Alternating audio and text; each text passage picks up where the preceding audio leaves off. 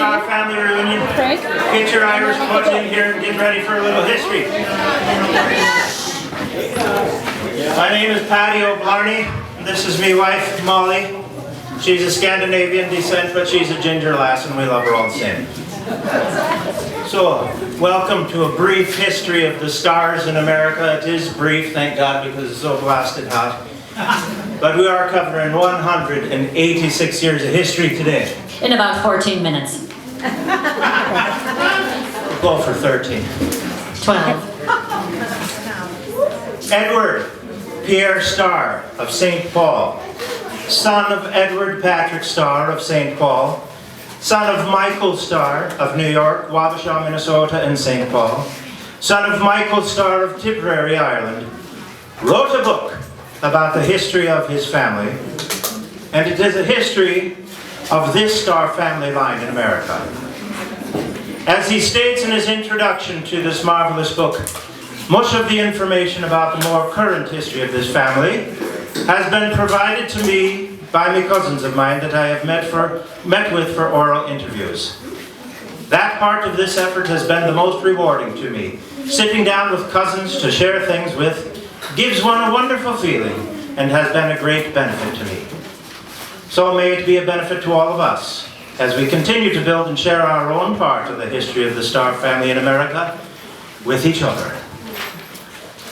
Michael Starr was born in 1826 in Ireland, County Tipperary.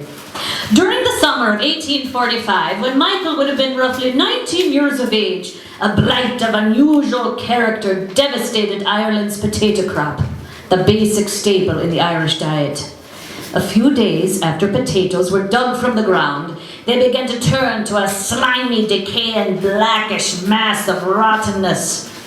Expert panels convened to investigate the blight's cause and suggested that it was the result of static electricity, or the smoke that billowed from the railroad locomotives, or the mortiferous vapors rising from the underground volcanoes.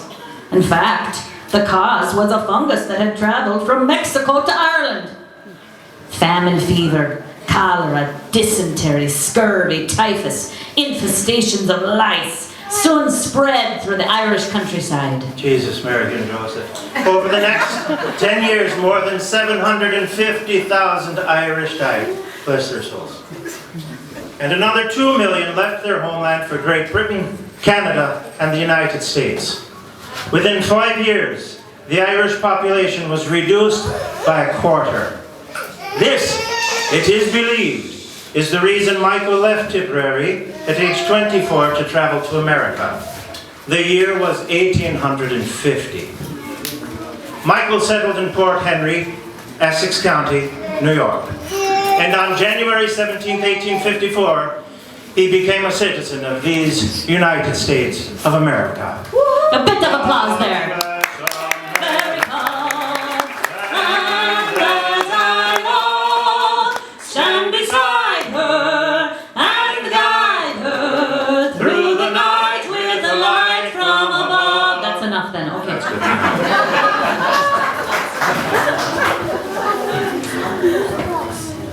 Michael and Anastasia, got it, thrived in this Irish community in America, and Anastasia bore 5 sons and a daughter in the region around Port Henry. The first was James Edward, born in 1864. Next came Patrick in 1867, Richard in 1869, and finally Richard was oftentimes mistaken for Phil Collins at the time. And you have to tell people to stop requesting me to sing Su Su Studio. It won't be written for another 90 years. Then they finally had a little lassie, Mary, followed in 1872.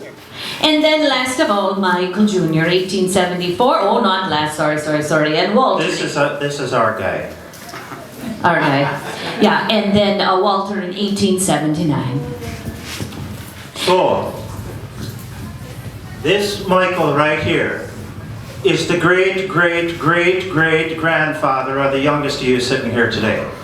And we even have a brand new Michael who was just born a couple weeks ago, but he couldn't be here today because it's so blasted hot. But this Michael here is the dear old granddad of some of you sitting here today. After many years in Port Henry, the mountains had given all the iron they could. The mines began to close, and the small mining towns began to wither away. Hoping to start a new life, Michael and Anastasia left Essex County and set their sights west. And so it was that after 34 years in America, the Starr family made it to Minnesota at last. M-I-N-O-T-A. Minnesota! Minnesota! Minnesota! Farewell to Tipperary, farewell to the glen, each byway I knew, every upland and fen. Though oft I may wander, though far I may roam, the soil of Tipperary forever I'll love. On May 4th, 1886, Michael and Anastasia purchased property in the city of Wabasha, Minnesota, on the western bank of the Mississippi River. The property included a hotel situated on lots 2, 3, and 4 of Block 25. And so the Starr family got into the hotel business until the close of the 19th century. And across the street was the Catholic Church of St. Felix. And in 1899, Michael and Anastasia sold their property to the church so the St. Felix community could build a school there. By 1892, however, some of the older of the 6 children had already begun migrating up the river to the jewel of the Midwest, St. Paul. Richard and Mary shared a residence at 547 Broadway in 1893, and in 1894, Michael is listed as living at 486 Carroll with James, Edward, and Mary. By 1901, Michael and Anastasia purchased a home at 1504 Selby Avenue, and they lived there for the rest of their lives. Anastasia passed to our eternal life on June 19th, 1906, bless her soul. And Michael followed her on April 6, 1909, bless his soul. Funeral services for each of them were held at St. Mark's Catholic Church in St. Paul, and they were laid to rest beside each other in Calvary Cemetery. In the obituary column that appeared in the Winona newspaper after his death, it was said of Michael that he wronged no man, and was ever ready to speak an encouraging word and lend a helping hand. Now, if some of you know this song, please join in. We left some of the words there on the table. Do what you can. Me boy, the pipes are calling from glen to glen and down the mountainside. The summer's gone and all the flowers are dying. It's you must go and I must buy. Now the good Lord doesn't care if you're in key, just go ahead and sing, you're Irish. And when summer's in the meadow, Sing it out. oh, when the valley's hushed and white with snow, yes, I'll be there in sunshine or in shadow. Oh, Danny boy, I love you so.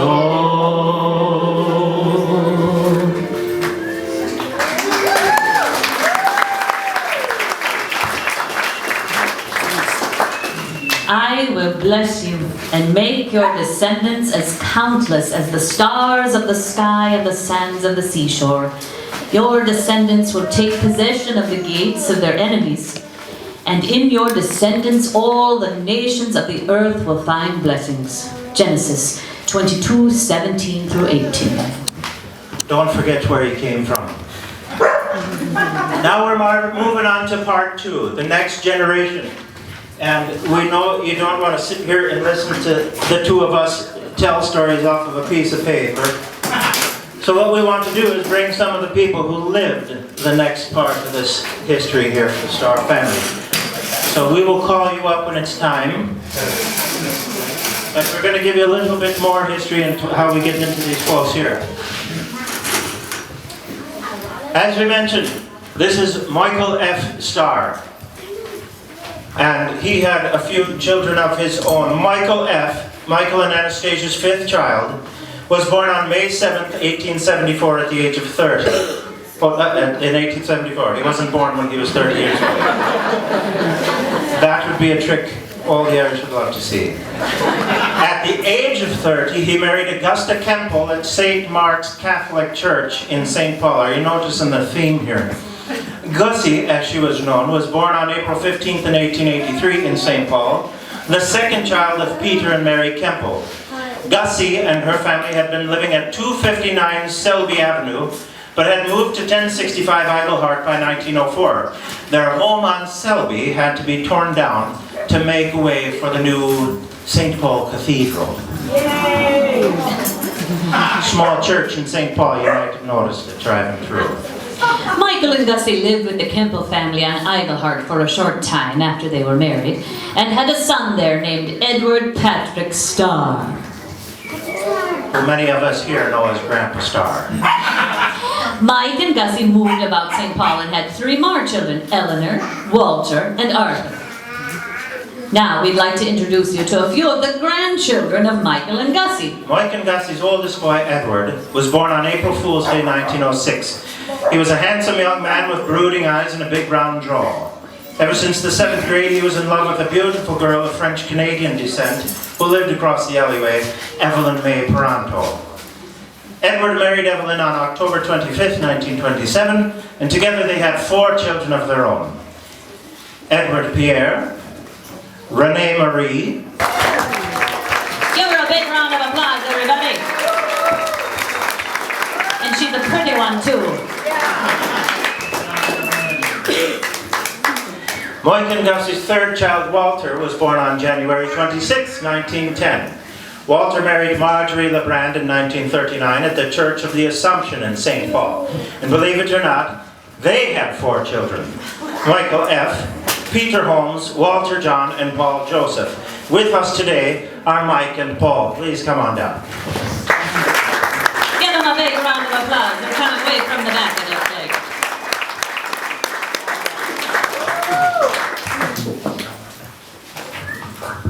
Okay, Now comes the fun part of the show. well, I'm just going to have you guys hold on to that. You guys can hold on to this. You're going to need it. Yeah, I got another one.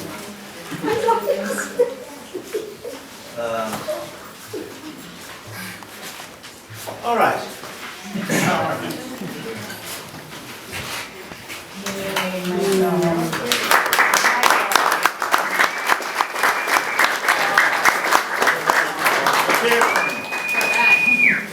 All right, so rather than the two of us telling you any more history, we'll hear it straight out of the horse's mouth. I'm going to ask you a few questions, and you can just answer it as you may, and I will ask some follow-up questions as well. But I would like to start with, if you could tell us anything about your grandparents, Michael and Gussie. Get to Mom. Well, actually, I never met Mike because he died, I think, in 1936. I never met Mike because he died in 1936 and I was born in 1940. Gussie was a mainstay of our life. Through the years of World War II, when the men were off to war, my mother and I and my brother Peter lived at 1091 Farquhar Street in St. Paul, Minnesota, and we did everything to keep the place going, and we did things we didn't know we could do. But I always loved Gussie for it because she had been in a bad streetcar wreck and was not up to a lot of that kind of stuff herself either. But it was a wonderful time and a wonderful family and a joy I have not experienced ever again.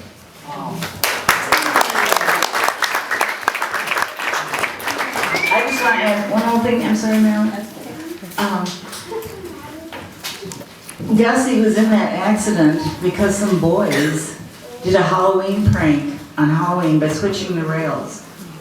And so the streetcar had to come through a tunnel and could not see the other one coming in the same spot. And so they crashed, and she was sitting on the side bench, and my mother said she went straight out the window, just like that. And I said, Grandma, how could you stay there in that much pain until the doctors got there? She said, you know what? I was just numb. I didn't feel a thing. Okay, I want to go back to our grandfather, Michael, who I didn't know at all.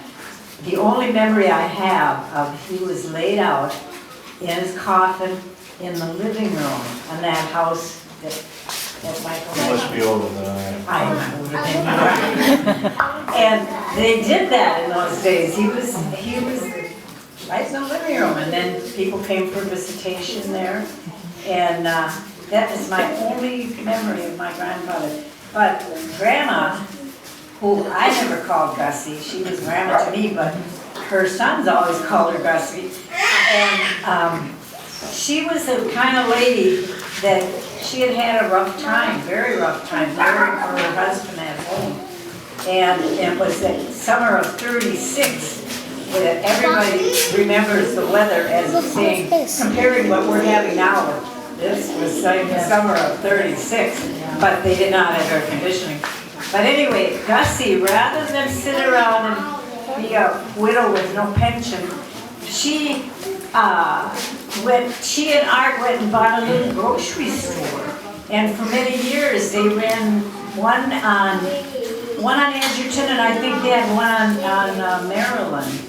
And so she was a lady who I have often found, if she was in the days now, she could be the CEO of the company. Because she didn't sit home and feel sorry for herself. She was out there earning a little bit and doing everything she could. She was that kind of a person. You remember that too, Dan? Oh, yes, If I might just kick in here a minute. Maryland, during the work that I did on the history, Maryland was a great source. First country. Great source of information. And particularly as it applies to Grandma Gussie, because she stayed often with Gussie and worked very, very well. Just for a moment to comment about Grandpa Mike. I can't say that I knew him. He died when I was 4. My memory of him is simply that he was in a bed with both legs cut off. He was a diabetic. And he had leather straps attached to the foot of the bed, and then loops at the end that he could pull himself up to sit up in bed with. And that's all I remember of him being alive. I don't even remember the coffin thing. I don't remember the funeral or anything. But I was only 4, and that stood out in my mind about that. Now, Grandma Gussie, for my sisters and I, and less so my younger brother Bill, because he was too young at the time. We'd go to her house, and she would always want to go to the movies. She wanted to go to every single movie that came to the neighborhood theater. I think there was one called the Roxy and one called the Radio or something like that. And you just could not get by without going to see the movie with Grandma Gussie. And the other thing I remember about her as a youth, in the grocery store that Marilyn referred to, there was a penny candy counter with loose candy back there behind the glass, and you could purchase candy bulk, little candies. But for little Eddie, who was working in the store at about the age of 9, those were free, and, and we made the most of that. We had our pockets full of candy all the time from going to Gussie's house. One other story about Gussie, for me at least, involves my father as much as it does anybody else. Gussie had midnight breakfast after midnight mass. We got that straight. Breakfast after midnight mass. And my dad would call, and I'm married and have a family now, and my dad would call me up, are you going to make the breakfast this year? And I said, Dad, we got a Christmas tree, we got gifts to wrap for the children, we got all this stuff to do. He says, well, I understand all that, but it might be her last year. So I would go, And that last year stretched out for at least 9 or 10 more years. It was something else. I trudged over there for breakfast after midnight mass. It was a lot of fun. And she was a great lady. And maybe we didn't realize it because we were so young, but she probably was an inspiration.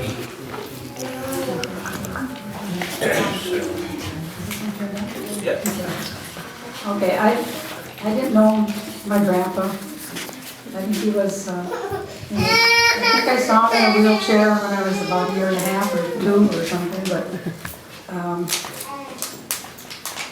Grandma was our go-to grandma. And we kind of went there all the time for get-togethers with the O'Neills, and we had lots of fun. It was kids. She had her brother Tommy and Lori and Dick. She always played cards. She always played games. Well, we always went to the movies, or also Yeah, reading a lot out. of movies. She had a whole house full of movie books, movie magazines. And when they started playing cards at night after dinner, the adults, we all took off for the Roxy and the radio. Right. And we must have seen a movie there every couple of weeks, you know? Yeah. They're there all the time on Sundays. And she also would let us stay overnight, this girl. Renee and Marilyn and I would get to stay overnight. And she had a tiny little house. I don't know how we did that, but she had a tiny kitchen, and you could only have one person in there at a time. And it was always going up those stairs to her house, and it was something we did all the time. So she was just a wonderful grandma. I'd like to add to that. The one word I would use to describe Grandma is that she was a courageous person. Very courageous person. One time we were talking about the hardships she had in life and she's making light of them. But she said, you know, I once had just a beautiful dining room table and chairs and the china buffet and all of that. It was just so beautiful. But she said, I had to sell it to help pay for Grandpa's medical bills. I thought she was a very courageous woman all through her life.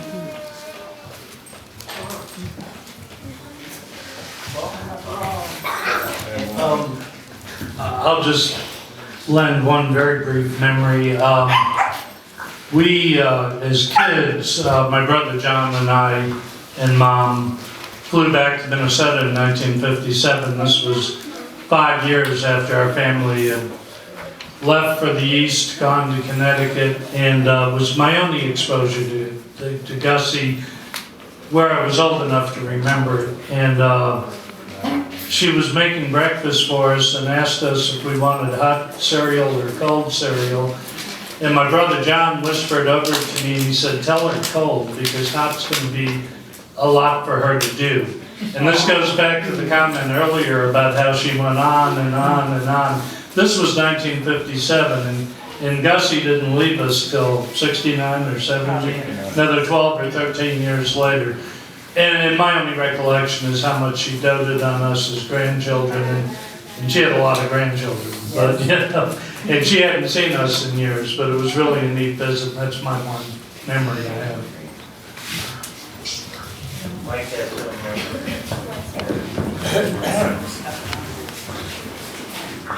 I have one more thing to say, and I wouldn't burden you if I didn't think it was important.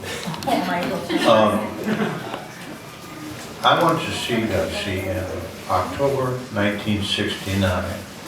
She had been the glue of our lives from in the 40s, and she was still doing well, although she was to die that December at Christmas.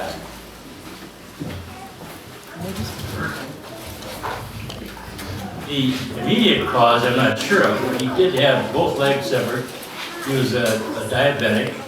He didn't treat diabetes very well then. They didn't know as much about it as they do now.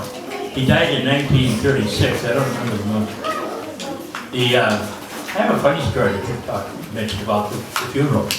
I don't remember this, but one of the other descendants told me this story. That was Donald Starr, excuse me, Donald Starr, they had the wake in the home for my grandfather and Mike. And they had whiskey and beer at the wake. It's an Irish wake. And my dad's cousin Donald was a bartender there. And so he knew that there was only one bottle of Fleischmann and they had split it up amongst many, many people there. So he decided to just ration it a little bit and say one shot for anybody who wants it, but that's it, just one shot. So he was doing that, and there was a guy by the name of Charles. I'm not sure about this, but there was another Starr there who demanded to have another shot of whiskey, and he was refused. Well, time went on, World War II started, and Donald, I'm not going to try to tell his whole life, but he ended up running the surplus store in the basement of Montgomery Ward's company, and the personnel office called him on the phone. This would be about 1942, after the war had ended, and he was told that this cousin of his was there to see him. And so he came upstairs to greet this cousin, who he was the same one that he had refused the shot of whiskey to. And the guy hauled off and popped down and just walked away. Eventually, that cousin was actually institutionalized. I'm not sure why, but it wasn't for just one punch, but evidently he was having trouble. And when and how did Gussie die? Gussie died of a heart condition, and this went on for years. I can remember when Grandma had a heart attack, and she'd be in the hospital, and she'd get better and go home, or my mother would take her. And then later, Grandma had a heart attack, and she was short and pretty round, and she just kept going. Her heart must have really been getting kind of bad, but she just kept going. And she loved Christmas, and she loved the family get-togethers. And I think she kept going. She died like about the day after Christmas, and she just was stubborn and strong-willed, and she was not going anywhere until Christmas was over again. And it was the heart that she died from. And now she was German descent, right? Yes. And was there ever any German culture in the home from her? Do you remember her carrying on